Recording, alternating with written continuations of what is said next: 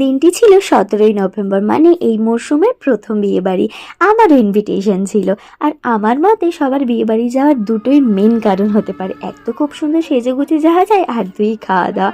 যাই হোক, সেদিন আমার ইনভিটেশন ছিল আমাদের স্কুল কলিগ অঙ্কিতাদির বিয়েতে। আর ওকে দেখো কি মিষ্টি না লাগছে।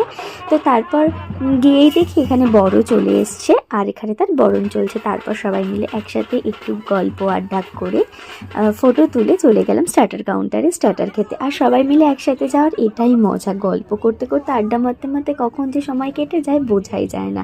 আর আমরা সবাই একসাথে থাকলে তো আর বলার কথাই না।